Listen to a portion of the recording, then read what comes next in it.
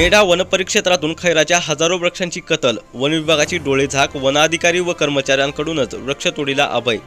नमस्कार, Maharashtra police news 24 मध्ये तुम्हा सर्वांचं स्वागत। जाणून घेऊया आता सविस्तर माहिती। जावळी तालुक्यातील मेढा वनपरिक्षेत्र परिसरातून खैराच्या हजारो वृक्षांची कत्ल होत असून वन विभागातील अधिकारी व कर्मचाऱ्यांच्या आशीर्वादानेच एक दिवसाआड 10 ते 12 टनाची खैराची गाडी मेढा परिसरातून बाहेर जात असल्याने वन विभागाच्या कामकाजाबाबत साशंकता निर्माण होत आहे। याबाबत अधिक माहिती अशी की सातारा जिल्ह्यातील जावळी तालुका हा विविध प्रकारच्या वृक्ष संपदेने संपन्न आहे। अनेक प्रकारची दुर्मिळ वनौषधी व वृक्षराजी मोठ्या प्रमाणावर येथे आढळून येते। मात्र या वनसंपदेचे रक्षण करण्याची जबाबदारी असलेल्या वन विभागाच्या उदासीनतेमुळे विविध प्रकारची दुर्मिळ वनौषधी आणि वृक्षराजी मोठ्या प्रमाणावर विनापरवाना तोडली जात आहे। त्यातही भारतीय आणि आंतरराष्ट्रीय बाजारपेठेत मुबलक मागणी असलेल्या खैराच्या झाडाची तर मोठ्या प्रमाणावर कत्ल सुरू होत आहे।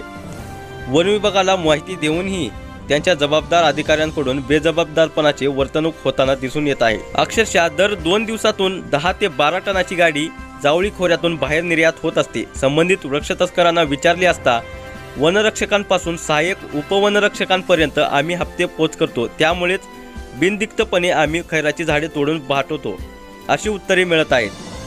मोबाईल स्क्वॉड नावाला खैर राहिला नाही औषधाला। वृक्षतोडीच्या प्रकाराला आळा घालण्यासाठी मोबाईल स्क्वॉडची निर्मिती करण्यात आली आहे। मनोहर मसेकर यांच्या नेतृत्वाखाली ही भरारी पथके कार्यरत आहेत। मात्र ही पथके केवळ नावापुरती असून या पथकांच्या उदासीनतेमुळेच अवैध वृक्षतोडीमुळे खैराची झाडे अक्षरशः नावापुरतीही उरली नाहीत अशी स्थिती आहे।